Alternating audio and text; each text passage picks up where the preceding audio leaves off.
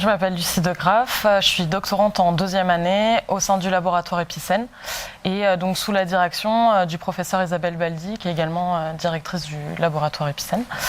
Et donc je fais une thèse sur les expositions aux pesticides et effets de santé chez les travailleurs en espace vert. J'ai une licence en biologie et ensuite j'ai fait un master santé publique à l'ISPED, donc à l'université de Bordeaux. Et ensuite j'ai fait le master 2 travail santé environnement de l'ISPED, qui est aussi développé par l'équipe Epicène.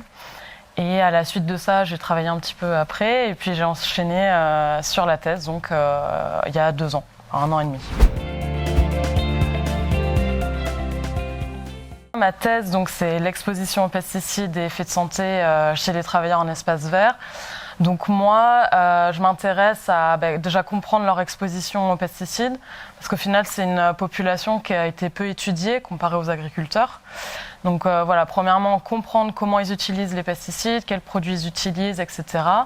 Et ensuite, regarder le niveau de santé, donc l'incidence des cancers, la mortalité, voilà, toujours au regard de l'utilisation des pesticides. Ma thèse s'intègre vraiment entre l'axe 2 et l'axe 3 du laboratoire Epicène. Donc l'axe 2, ça s'intéresse à développer des méthodes pour l'évaluation de l'exposition. Parce qu'en épidémiologie environnementale, c'est vraiment la clé, c'est l'évaluation des expositions. Et donc, voilà, l'axe 2, ça va être de développer ces méthodes-là.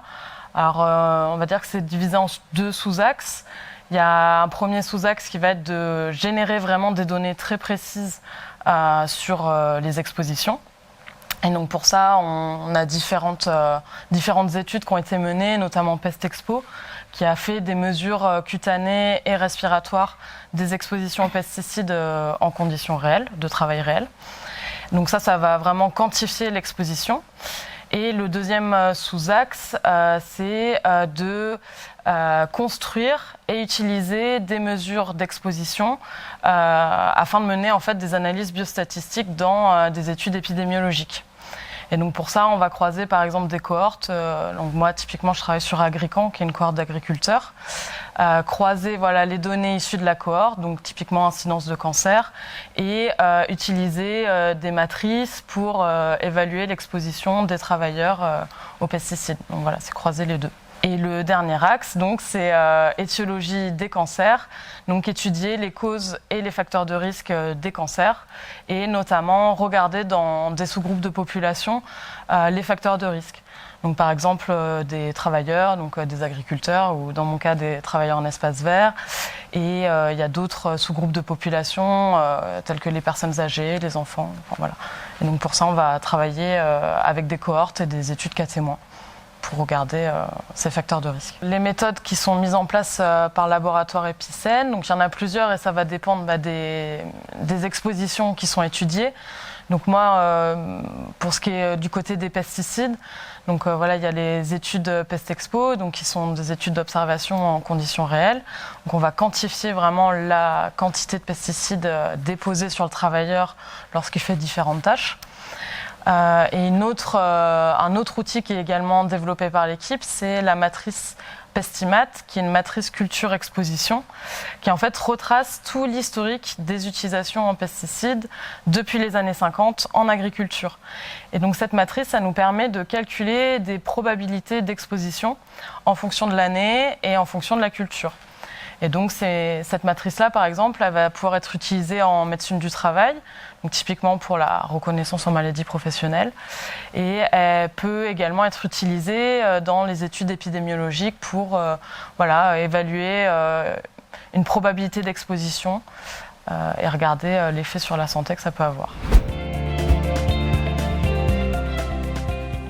Ma thèse, elle est financée par une bourse ministérielle.